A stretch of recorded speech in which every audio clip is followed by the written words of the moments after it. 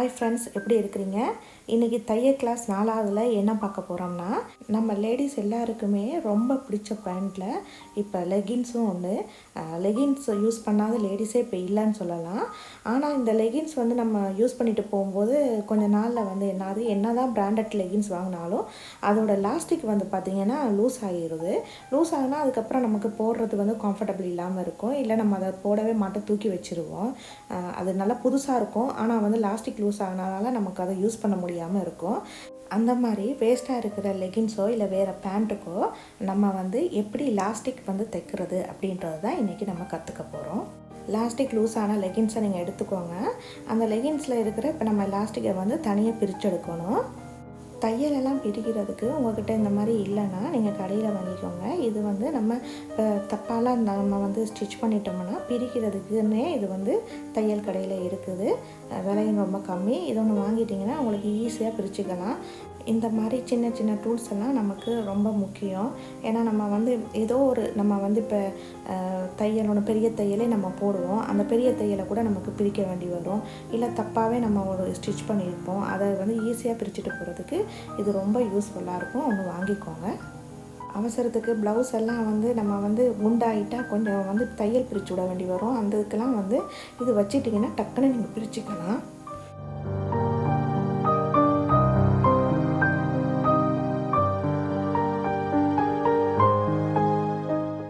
லெகின்ஸில் பார்க்குறதுக்கு ஒரு தையல் தான் தெரியும், ஆனால் உள்ளார வந்து 2-3 தையல் இருக்கும். அதை எல்லாத்தையும் நல்லா கம்ப்ளீட்டாக பிரிச்சுக்கோங்க.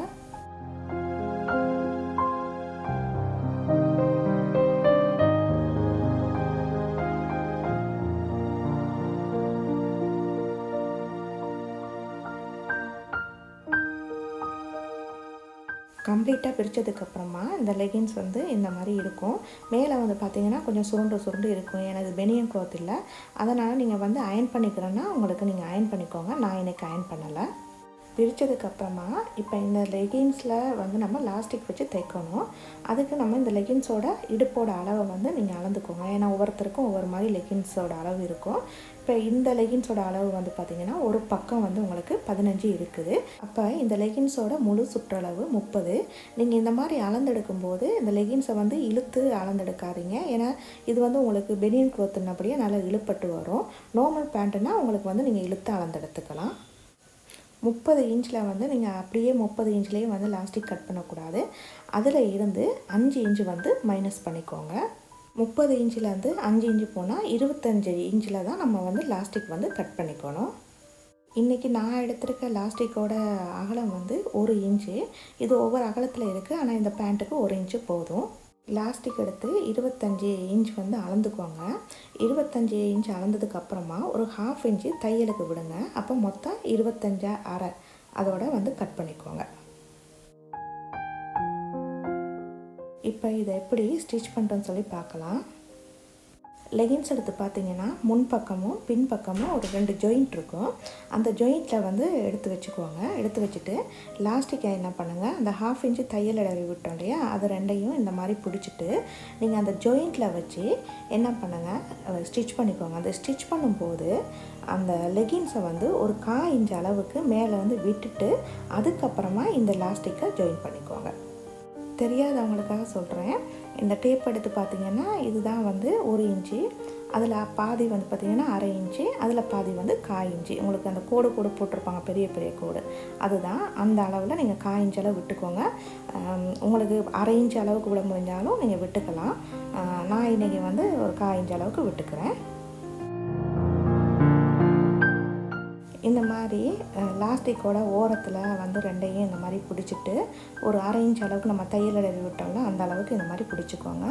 பிடிச்சிட்டு நம்ம லெகின்ஸோட ஒரு 1/4 இன்ச் அளவு கீழே விட்டுட்டு நீங்கள் அந்த லெகின்ஸ் தைச்சிருப்பாங்க தையல், அந்த தையல்லையே வந்து ஒரு 2-3 தையல் வந்து இந்த லாஸ்டிக்கை வச்சு தைச்சிக்கோங்க.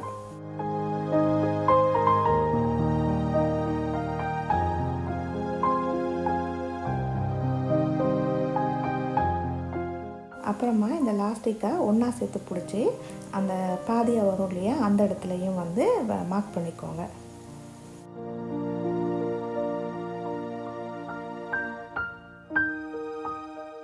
லாஸ்டிக்கில் பாதியாக மார்க் பண்ணோம்ல அந்த இடத்த கொண்டு போய் அடுத்த ஜாயிண்ட் இருக்கும் இல்லையா, அப்போ 2 ஜாயிண்ட் வந்து லெகின்ஸில் இருக்குல்ல, மற்ற ஜாயிண்ட் அந்த ஜாயிண்ட்டில் வந்து வச்சு இதே மாதிரி தைச்சிக்கோங்க.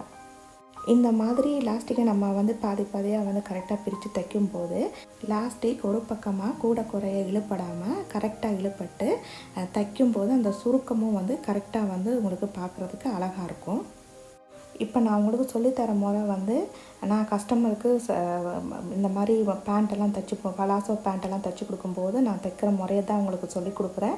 இது ரொம்ப ரொம்ப ஈஸியான முறை, உங்களுக்கு கற்றுக்கிறதுக்கு ரொம்ப ஈஸியாக இருக்கும்.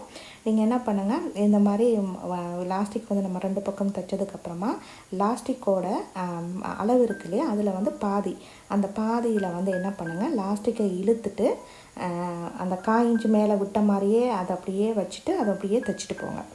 லெகின்ஸோட துணியிலேருந்து 1/4 இன்ச்சு கீழே இறக்கி தான் இந்த லாஸ்டிக்கை நீங்கள் வந்து இழுத்து தைச்சிட்டு போகணும். இழுக்காமல் தைச்சிட்டு போயிடாதீங்க, அதுக்கப்புறம் பேண்ட்டு போட முடியாது. இன்னொரு டிப்ஸும் சொல்கிறேன்.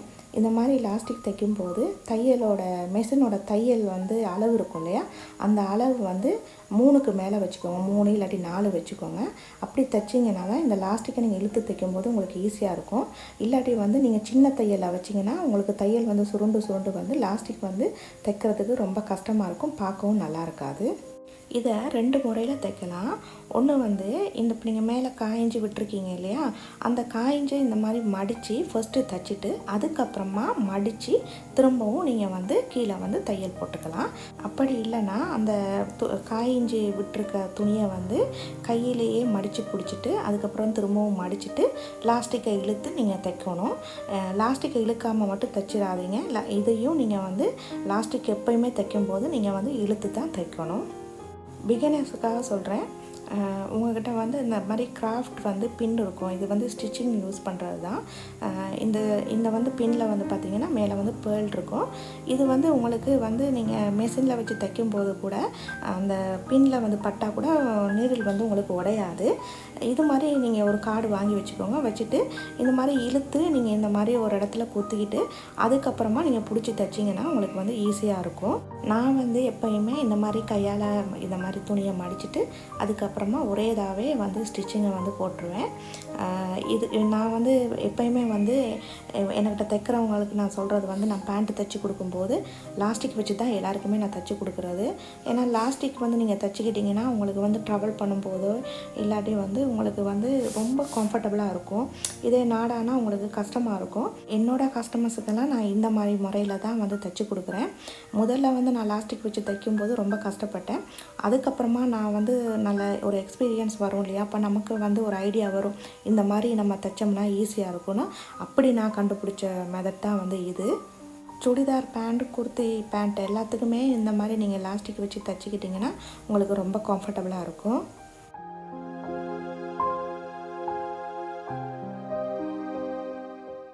லாஸ்டிக்கை இந்த மாதிரி மடித்து தைச்சிட்டு போகும்போது அந்த லாஸ்டிக்கோட அகலத்துக்கு ஏற்ற மாதிரியே துணியை நல்லா இழுத்து விட்டு தைச்சிக்கோங்க. இல்லாட்டி நீங்கள் வந்து அந்த துணியோட லாஸ்டிக்கோட அகலத்தை விட துணியை வந்து நீங்கள் எக்ஸ்ட்ரா வந்து விட்டுருந்தீங்கன்னா அந்த முன்பக்கம் நமக்கு பார்க்கும்போது அந்த சுருக்கம் வந்து அங்கங்கே நின்று ஒரு துணி தொங்குன மாதிரி இருக்கும். அது பார்க்குறதுக்கு நல்லா இருக்காது. அதனால் லாஸ்டிக்கோட அளவுக்கு ஏற்ற மாதிரியே நல்லா பேண்ட்டை நல்லா இழுத்து விட்டுட்டு அதுக்கப்புறமா தைச்சிக்கோங்க.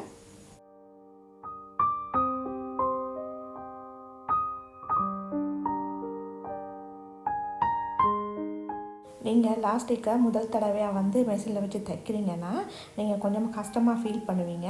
அப்போ வந்து அந்த கிராஃப்ட் பின் இருக்குதுல்ல, அது அங்கங்கே வந்து குத்திட்டு அதுக்கப்புறமா இழுத்து தைங்க, உங்களுக்கு ரொம்ப ஈஸியாக இருக்கும். தைச்சாச்சு. இப்போ உங்களுக்கு பார்த்தாலே தெரியும், நல்லா நீட்டாக வந்து பாருங்கள், அங்கங்கே வந்து அழகாக சுருக்க வந்து வந்திருக்குது.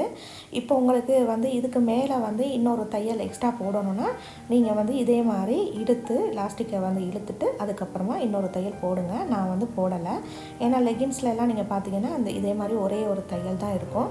இதுவே வந்து நீங்கள் பலாசா பேண்ட்டெல்லாம் நீங்கள் தைக்கிறீங்கன்னா அப்போ நீங்கள் 2 ஸ்டிச்சிங் வந்து போட்டுக்கலாம்.